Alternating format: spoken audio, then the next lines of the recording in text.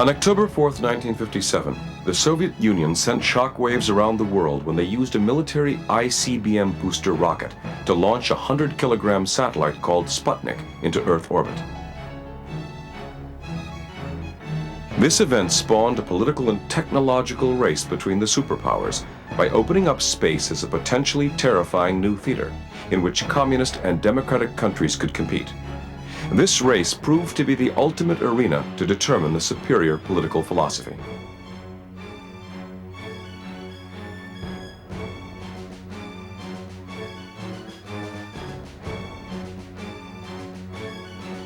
The race between the United States and Soviet Union throughout the 1960s to land a man on the moon was by far the most dangerous and difficult venture in which humankind had ever embarked.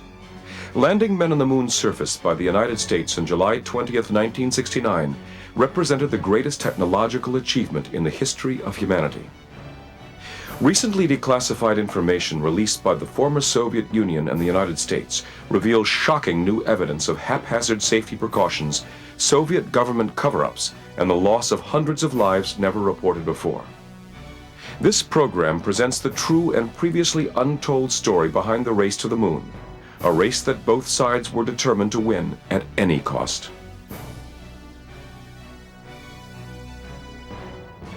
In 1954, representatives from over 70 nations gathered to establish a global scientific venture called the International Geophysical Year. Over 30,000 scientists agreed to cooperate in the investigation of the Earth and its environment.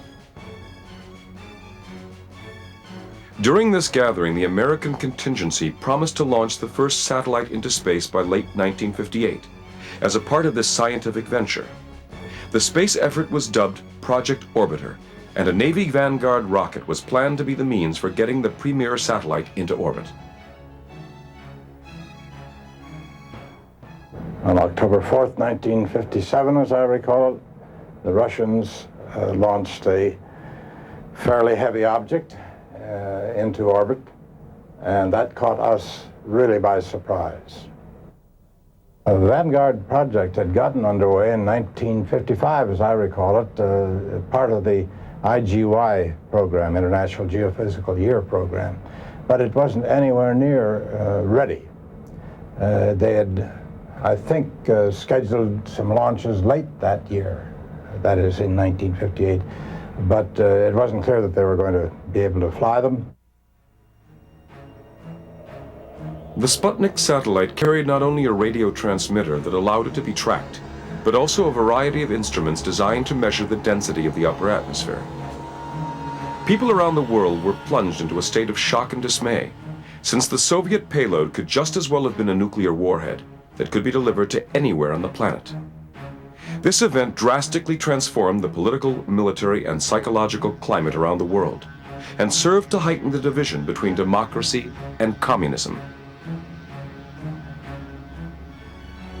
There was a sense of a very, very major threat from the country of Russia at the time, Soviet Union, in a military sense. And we were beginning to see all of the manifestations of the Cold War, and the space theater, a new one to people, was begun to be seen as an area of competition between the major powers, that is the United States and Soviet Union. And in that context, I think there was a great deal of fear that the Soviet Union had a big head start on us.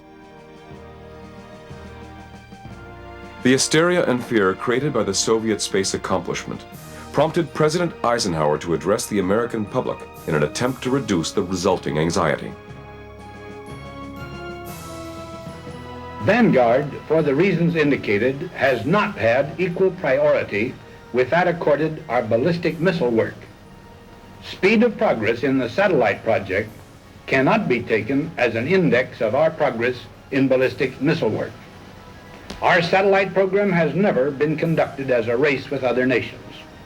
Rather, it has been carefully scheduled as part of the scientific work of the International Geophysical Year. We are, therefore, carrying the program forward in keeping with our arrangements with the international scientific community. He was not a space cadet. He used to say is you look over his shoulder and you say, you know, Keith, that moon's been there a long time. It's going to be there a great many eons yet. And we'll get there one day, but it isn't necessary we break our necks and break the budget to get there now.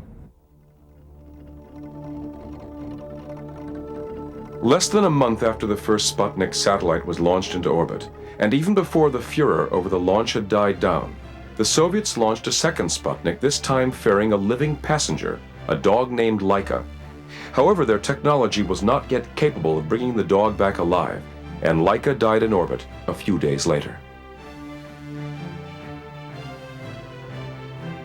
The launch of the Vanguard rocket with only a grapefruit-sized satellite was pushed forward almost a full year by the surprised American government in an attempt to match the Soviet technology in space. Hundreds of reporters from around the world were present at the historic launch in December 1957. The launch attempt failed miserably and embarrassed the Americans tremendously. The Americans were floundering with their space technology, and another Vanguard launch failed the following month. It befell upon Dr. Wernher von Braun and the U.S. Army to devise a rocket that could save the honor of America. On January 31, 1958, von Braun's rocket, the Jupiter C, successfully carried a satellite into orbit and brought America into space to join their rivals. Over the next 2 years, the Soviets launched their third Sputnik into orbit with a payload that weighed over a ton, and also sent several probes to explore the moon, sending back the first pictures of the backside of the lunar surface.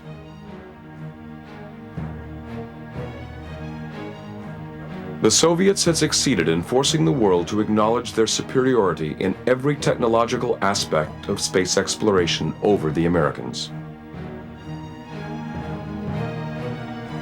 The environment was very threatening, very challenging, and a sense that the space theater was going to be very, very important to the outcome or the results of the Cold War in order to help set the perceptions around the world about which power and which system, which country and which system were stronger and which would prevail.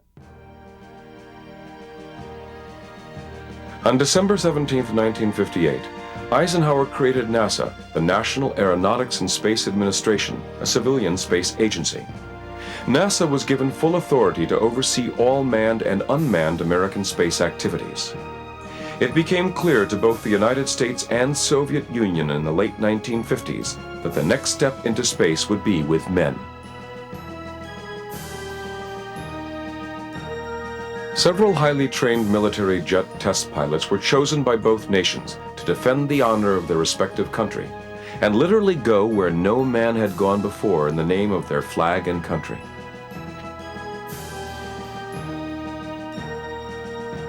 The Americans were called astronauts, and all of them were highly publicized in the press. In sharp contrast, the Soviets were called cosmonauts, and everything about them was kept top secret, even the number of men chosen and their names. None of these new cosmonauts were even able to tell their families what they did. Facts only recently uncovered reveal just how much the Kremlin interfered with the Soviet space agency. The setting of space firsts and records took priority over men's lives, much to the disdain of the head of the Soviet space agency, Sergei Korolev. As an example, in October 1960, a huge new booster rocket appeared to malfunction and just sat on the launch pad after it was supposed to take off. Instead of taking safety precautions, the Kremlin ordered the launch director and engineers to fix the problem immediately and get the rocket launched that day. With over 165 men inspecting the rocket, including the launch director, it suddenly blew up in a huge ball of fire and instantly killed everyone near the rocket. Rumors persist that this was an early manned launch attempt and that a cosmonaut was on board. Amazingly, this historic tragedy was never officially confirmed by the Soviet government.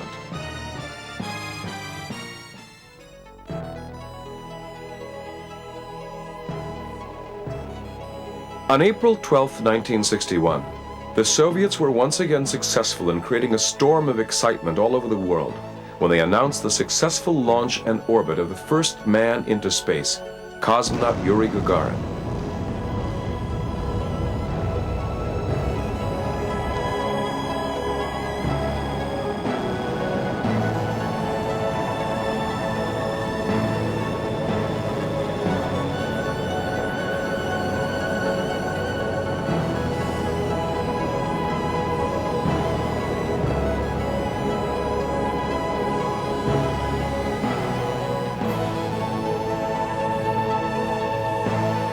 Gagarin made a single orbit around the Earth during his flight that lasted about 108 minutes. His spacecraft was automatically maneuvered by control engineers on the ground, and he spent most of his time noting his experience of weightlessness.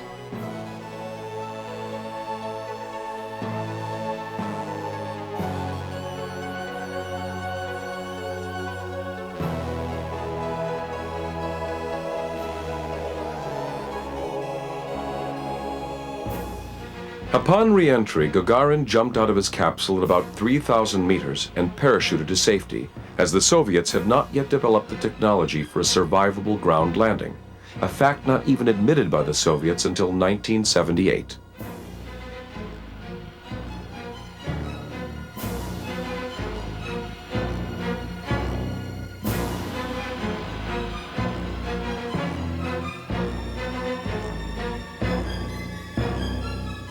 Recently released documents from the State Archives of the Kremlin now indicate that Gagarin was not the first cosmonaut to return from space. Another cosmonaut, Vladimir Ilyushin, the son of a famous Soviet aircraft designer, had previously returned from space alive, but was in very bad shape.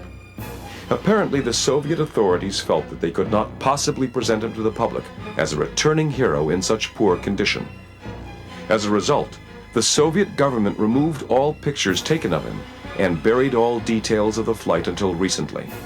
The heroic efforts of such a brave cosmonaut was not to be acknowledged by the world.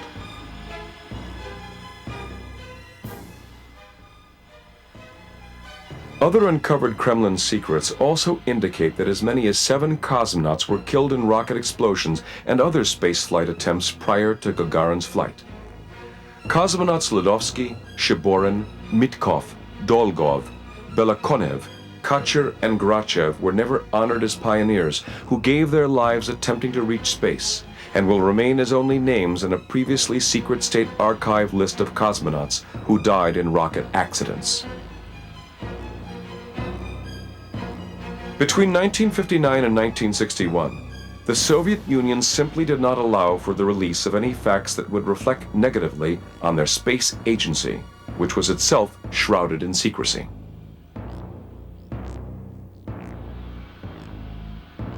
Khrushchev's concern was not for any individual cosmonaut, but for the status of his country in the theater of world opinion and in setting space firsts. Khrushchev also bragged that the Soviet Union was not only going to establish nuclear missile bases in orbit around the Earth, but also had plans to establish military colonies on the Moon as well. Positive perceptions of communist philosophy was at its peak. So we had an environment of competition in space that was really part of a larger competition that was mostly military and political in nature, and it was a general sense of threat and unease and uncertainty about where this whole thing was going to go. People had images of bombs and vehicles of various kinds flying overhead all the time, and it was a genuine threat to the attitudes and psyche of people in our country, and I'm sure people in the Soviet Union at the time.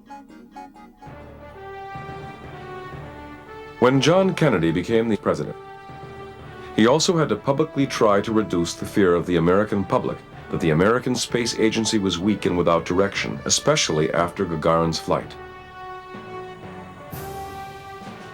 I do not regard the first man in space as a sign of the weakening of the free world, but I do regard the total mobilization of men and things for the service of the communist bloc over the last years as a source of great danger to us.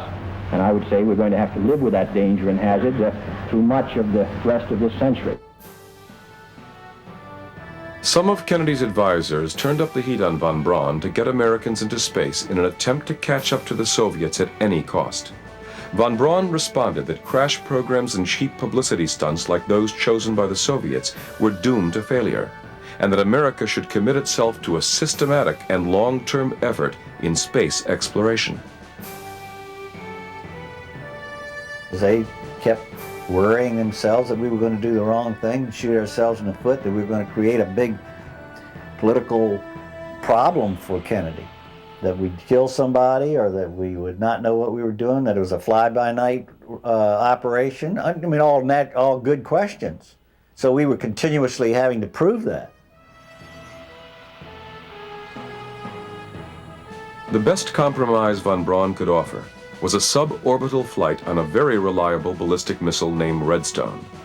On May 5, 1961, astronaut Alan Shepard became the first American in space on a 15-minute flight that reached an altitude of 115 miles. This is Freedom 7. The fuel is go. 1.2 G. Cabin at 14 psi. Oxygen is go. Cabin pressure is holding at 5.5.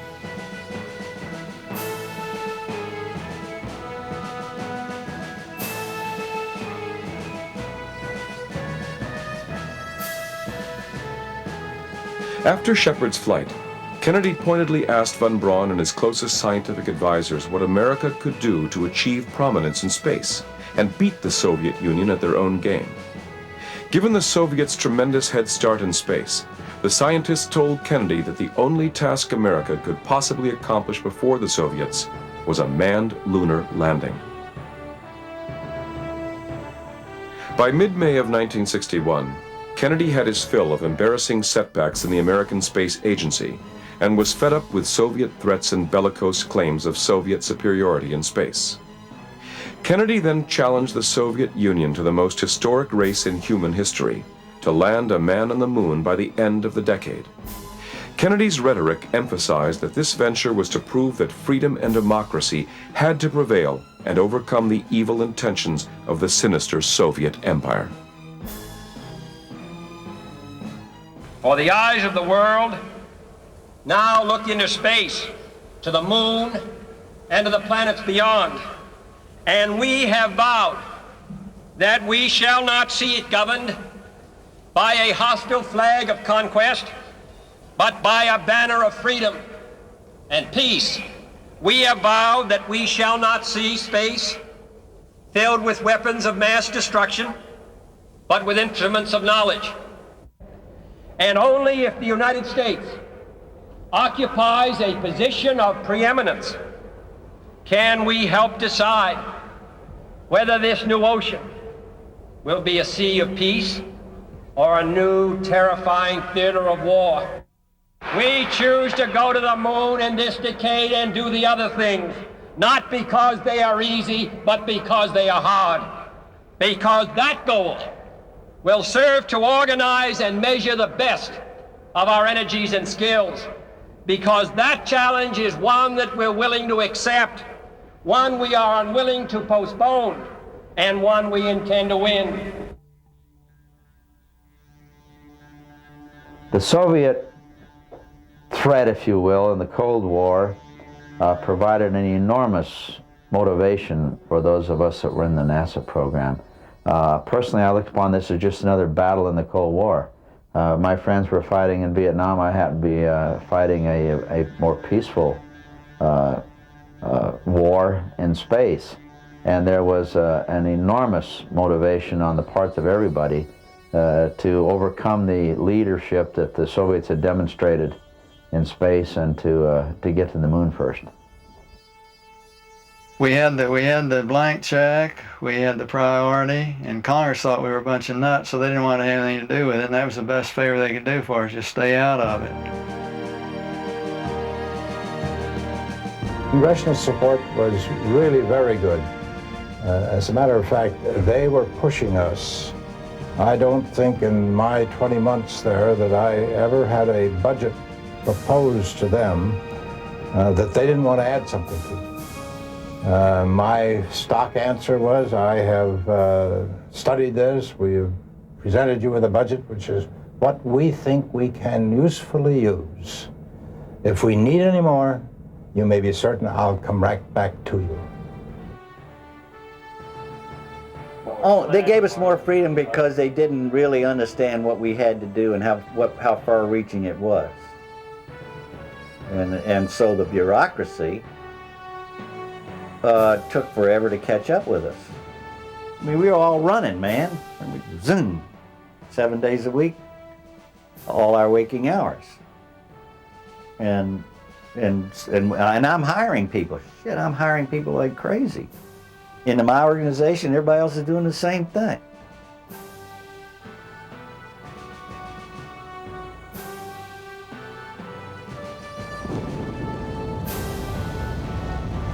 By the end of 1961, the Americans were still struggling and only able to launch another suborbital flight with astronaut Gus Grissom. The Soviets, on the other hand, put cosmonaut German Titov in Earth orbit for an entire day and 16 revolutions.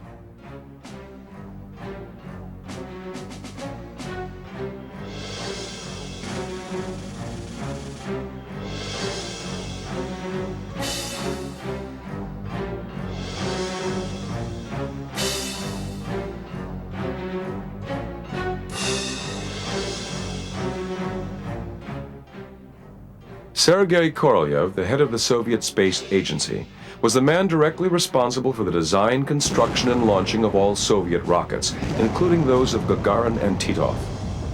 Korolev was the chief designer of ballistic missiles under Stalin, and he was the Soviets' top secret weapon in the space race. However, due to Khrushchev's paranoia and need for total secrecy, Korolev was never to be recognized for his contribution to space exploration during his lifetime. The world was unaware of Korolev and his achievements as the head of the Soviet Space Agency. In fact, the Nobel Prize Committee wanted to nominate the chief Soviet rocket designer responsible for the Gagarin and Titov flights, as a way to acknowledge that person's brilliance. When the committee asked Khrushchev what individual was responsible for the design of the Soviet rockets, he replied, "The Soviet people." As for the Americans, the only rocket booster powerful enough to put a man into orbit was a converted ICBM called Atlas. The Atlas was used in the Mercury program, and the Atlas was, of course, an original ICBM weapon system that was developed by the Air Force. It was a very flimsy, still is, a rather flimsy vehicle. The actual systems we had at the time were relatively fragile and relatively unreliable. I remember looking at film of launches, frankly, most of which seemed to end up in a disaster rather than a successful launch to space.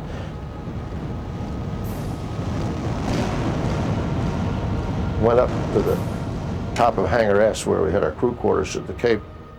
Someone said there was an Atlas launch. Hey, yeah, I'll go up and see one. It got off the pad about 100 feet and baroom, blew.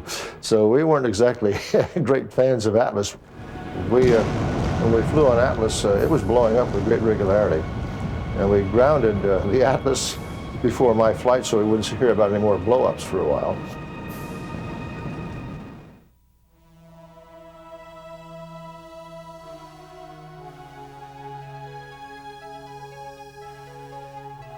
Astronaut John Glenn was originally scheduled to make a forgettable third suborbital spaceflight. However, with the tremendous pressure put on the Americans by the Soviet successes, NASA felt the time had come to send the first American into orbit. Glenn went up for 3 revolutions on February 20th, 1962.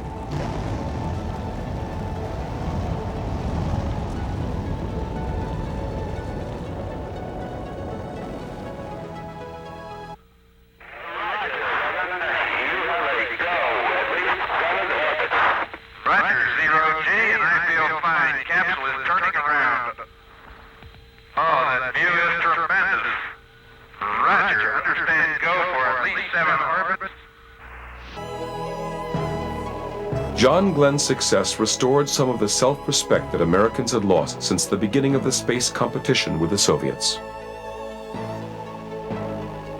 The Americans were still trailing the Soviets, but Glenn's success finally landed the Americans on the same playing field and within striking distance of the moon. There followed a succession of 3 more solo American flights over the following 15 months, which included the flight of Scott Carpenter, Wally Schirra, and Gordon Cooper. Cooper's flight was the longest of the solo Mercury missions, lasting about a day. Well, everything was new. As we called it, every day was no gee whiz day, because we didn't know really what to expect in space and what we'd find. And we didn't know what the results would be on a lot of these things, so there were a lot of surprises. But each time we found out something, it put another peg in the board for us to know to move from. So we were beginning to get a little sense that we were doing things right, that we were getting better all the time. And that was indeed the objective of NASA in those days. Push the state of the art as hard as you could, but don't waste your muscle. In August 1962, the Soviets raised the bar again by not only placing cosmonauts in space for a much longer time than the Americans, but by sending 2 spacecraft for a planned rendezvous. Cosmonaut Andrei Nikolaev in Vostok 3 met briefly in space with cosmonaut Pavel Popovich in Vostok 4. In reality, neither spacecraft had the ability to change orbit to effect a proper rendezvous, but the event was hailed in the press as the first rendezvous on the road to the moon.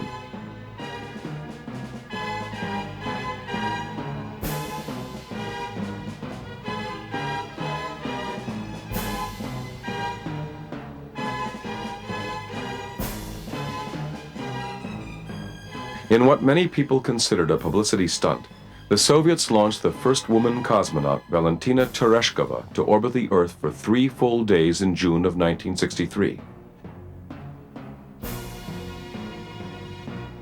While in orbit, she rendezvoused with another cosmonaut, Valery Bykovsky. The publicity of the first woman sent into space eclipsed a second dual rendezvous and solar record of 4 days and 81 revolutions set by Bykovsky. Literally millions of Soviets rallied to celebrate their leadership in space.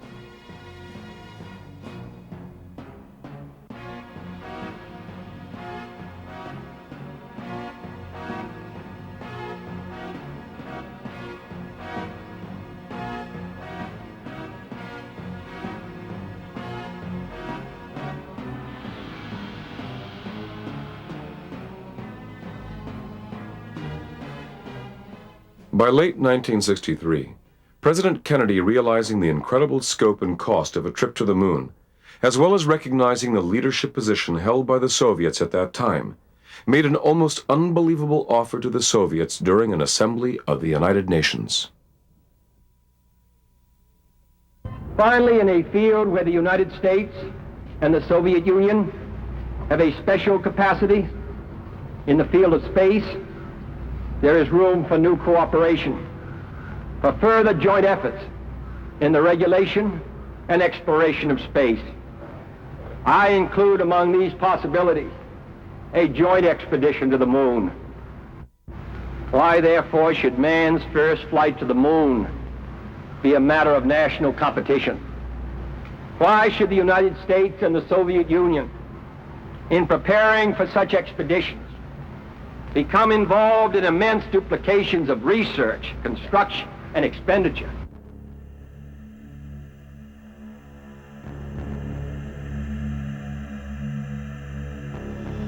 The Soviets were just as shocked as the American public at such a conciliatory and friendly offer.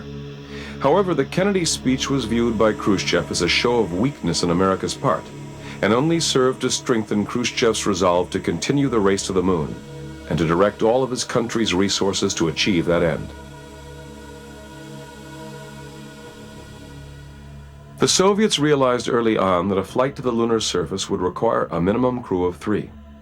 On October 12, 1964, before the United States could launch their 2-man spacecraft Gemini, the Soviets redesigned their 2-man capsule and launched it with 3 cosmonauts, Vladimir Komarov, Boris Yegorov, and Konstantin Feoktistov. This flight lasted for about a day and 16 orbits. This was the first flight that the crew did not wear spacesuits.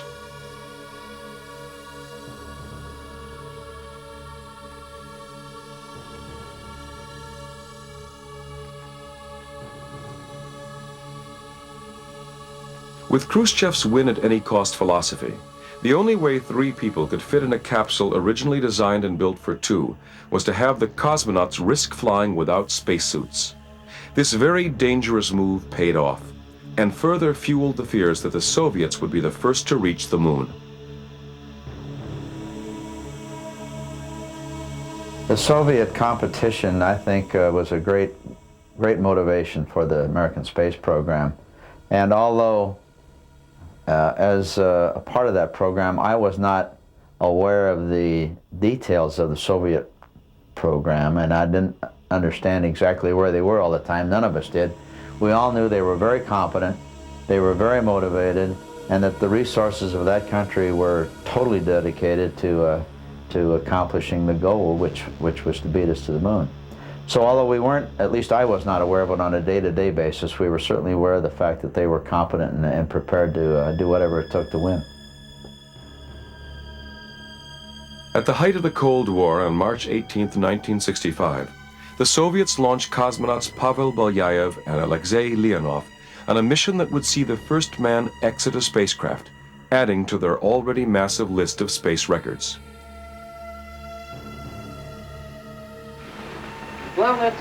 The main objective was to come out into outer space, and in this connection there was the task to test the airlock system, to test the spacesuit, and generally speaking to find out how man would act and react in outer space, to overstep the psychological barrier, which we had no knowledge of, thank goodness. And this we did, and now I can say with assurance that it is possible to live and to work in outer space.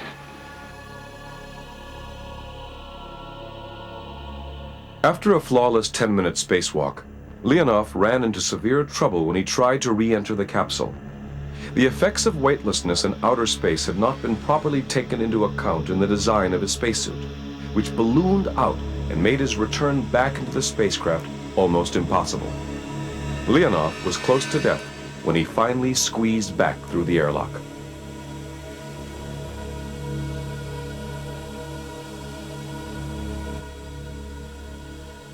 As events ultimately unfolded, this flight marked the end of Soviet dominance in space. Shortly after Leonov's mission, the United States began flights with their two-man spacecraft Gemini and firmly assumed the leading role in space exploration by breaking all Soviet space records. Project Gemini was conceived to bridge the gap between the solo Mercury missions and the moon missions of Apollo. Newly invented equipment and technology had to be tested, astronauts had to be trained, rendezvous and docking maneuvers had to be refined, and ground crews had to gain valuable experience. You got to remember, Mercury was not a maneuverable vehicle. It could go up and come down, and that's all. It had no maneuvering capability. So that was the first thing we wanted to do, was maneuver. The second thing we wanted to do was, could it go find somebody up there? Could it go do a job up there? Could it go rendezvous with something? Could it go dock with something? Could you attach a rocket to it and go to someplace else? Those were all the things we were thinking about when we came to Gemini. The Gemini program objectives were to prove out that we could do all the operational things we had to do to be able to do the lunar landing. Gus Grissom and I were on Gemini 3, the first flight of the Gemini. It was to prove that we could do maneuvers in space, manual maneuvers in space, and also to prove out lifting and re-entry, and we proved it out.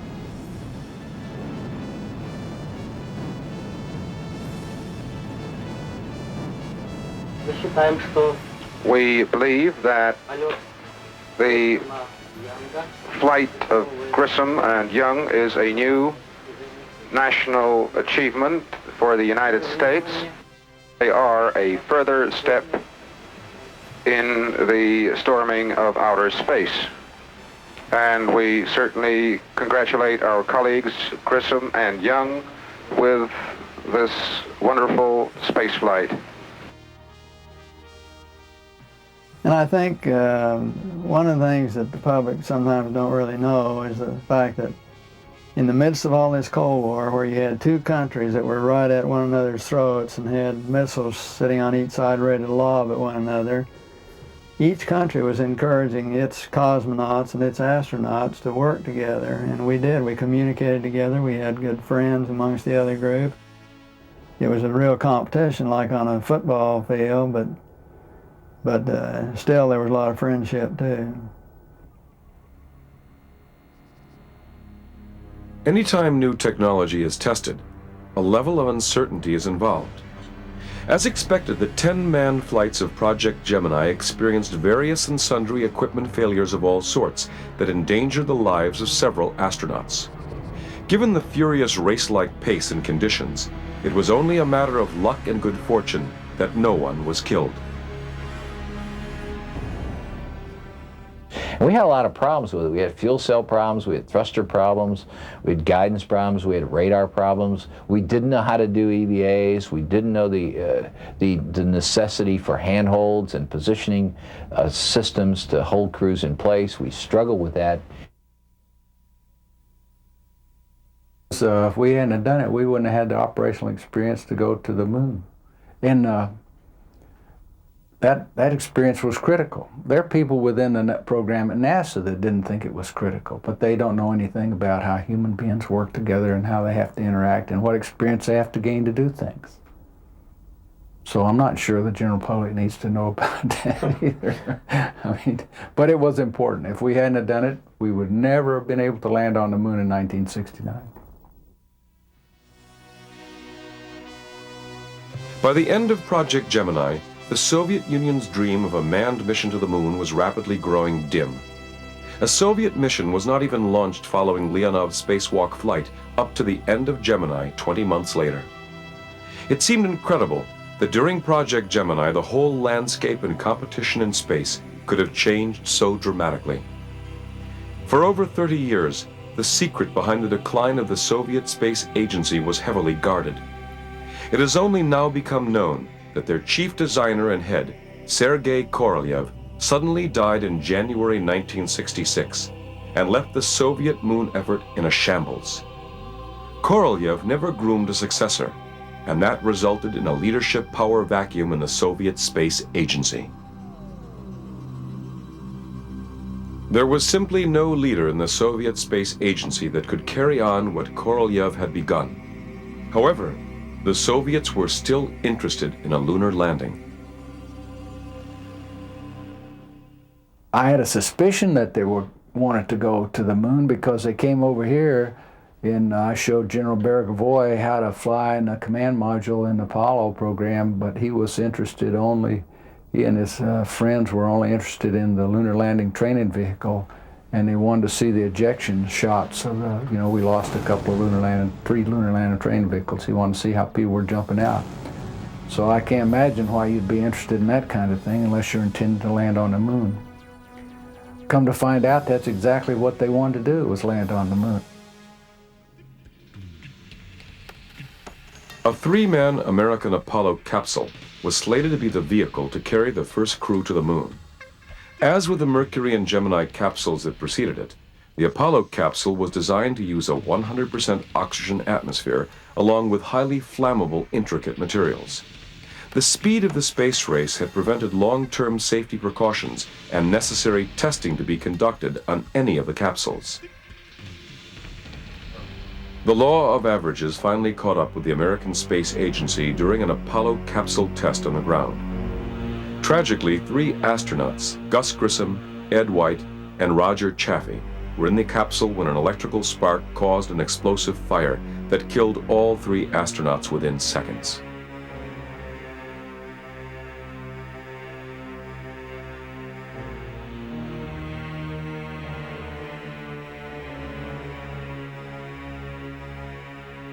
After the fire, I don't think we would have continued had we not made the commitment. The country made the commitment, and they would have looked like a bunch of gooks if they hadn't continued on in the eyes of the world and in their competitive position in the Cold War. There was something like 1,900 changes that were looked at after the Apollo fire, and the Apollo program made 1,300 of them. it wasn't only in just improving the fireproof ability of the command module. There were many changes made in the lunar module and many changes made in the overall configuration of the command module, like the outward opening hatch, and of course completely redid the wiring in the vehicle from being very hazardous to more conventional aircraft bundle wiring, and it worked out fine. With the American space program stalled for the foreseeable future, the Soviets became filled with renewed confidence that they might just have a chance at winning the race to the moon. Cosmonaut Vladimir Komarov was launched 3 months to the day of the Apollo fire in a newly designed and enlarged spacecraft, Soyuz 1.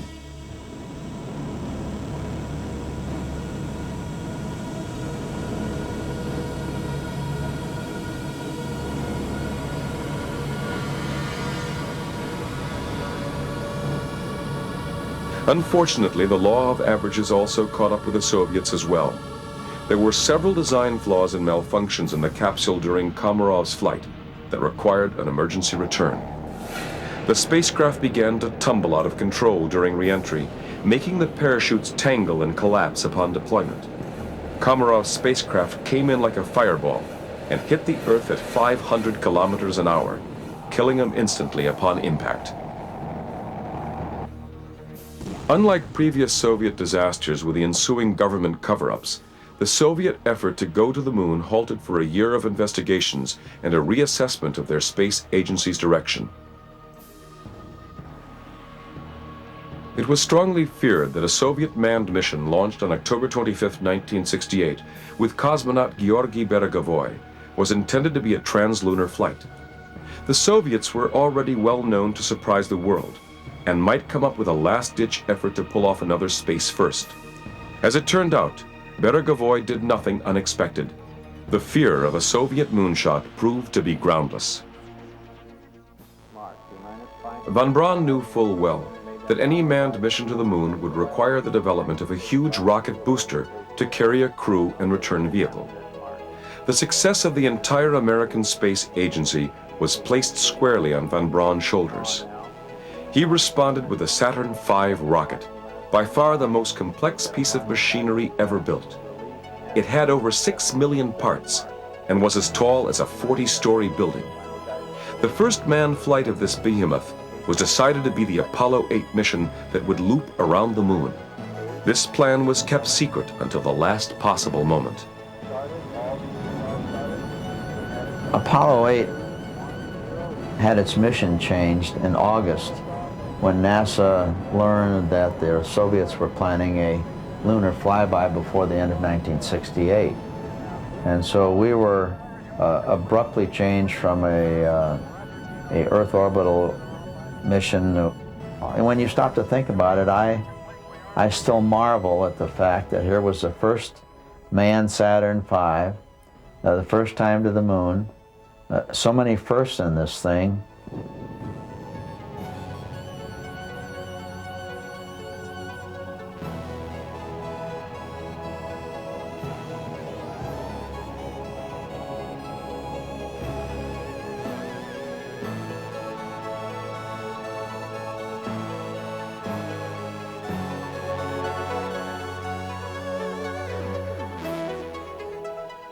In trying to keep up with the Americans, the Soviets secretly built a huge rocket called N-1.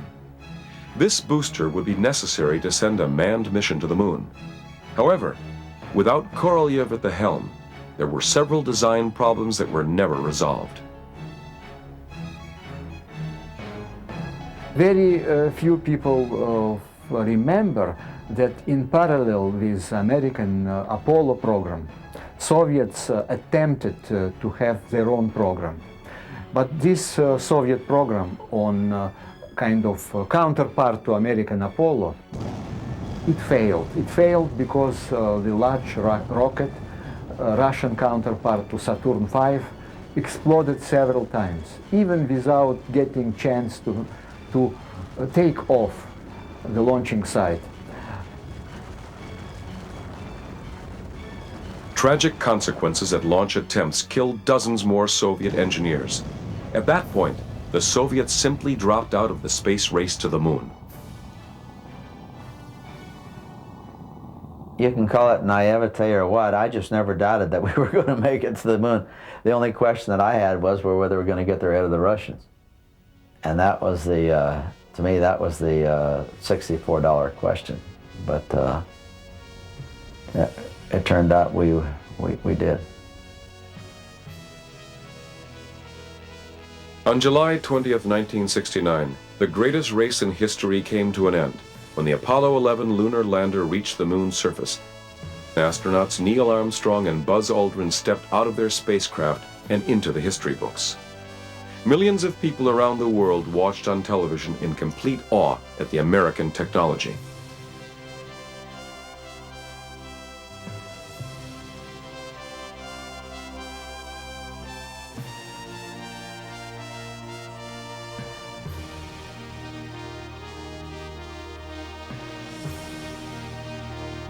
As Kennedy desired in his speech, a flag of freedom and democracy was planted on the moon that day, not a hostile flag of conquest for the communist Soviet empire. The world would finally acknowledge the clear superiority of the democratic American technology over the Soviets. The moment American landed on the moon and American astronaut left his footprint, the Soviet government decided that the importance, significance of continuing these huge efforts, multi-billion-dollar effort in Soviet Union, just evaporated, and we decided, yes. Silently we admitted that we lost the race for the moon. For the United States, the space race mobilized talents and pooled resources in an unprecedented manner. It was the largest single peacetime concentration of manpower, with the peak years employing 450,000 people in various capacities. The space race cost America well over $25 billion. However, the effort led to unequaled progress in American technological development that continued to be exploited and expanded upon throughout the 70s, 80s, and into the 90s. For the Soviets, the space race proved to be one of the contributing factors in the demise of the country, as its political and economic systems were unable to cope with such a massive effort. Following the breakup of the old Soviet Empire and the collapse of communism, Russia and its space agency are in a state of bankruptcy. The economy has crumbled, and the Russians are barely able to maintain their aging Mir space station, depending entirely upon the sponsorship and support of foreign countries, including the United States. In striking contrast to the space race, a new philosophical climate exists where the success of future space exploration now depends on international cooperation, as no one nation is either willing or able to support such endeavors independently. An international space station is also to be built by the United States in collaboration with the Russians and other countries. Prophetically, in 1965, cosmonauts Alexei Leonov and Pavel Belyayev, who once competed toe-to-toe with the United States in the lunar space race, foresaw the inevitability of meeting and working with Americans in space on a space station, not as enemies or competitors, but as partners.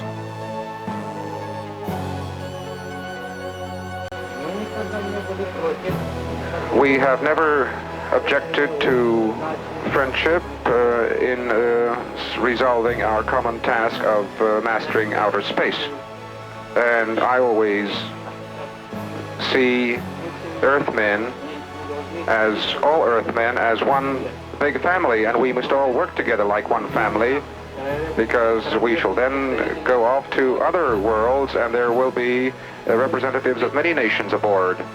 And so we must be friends.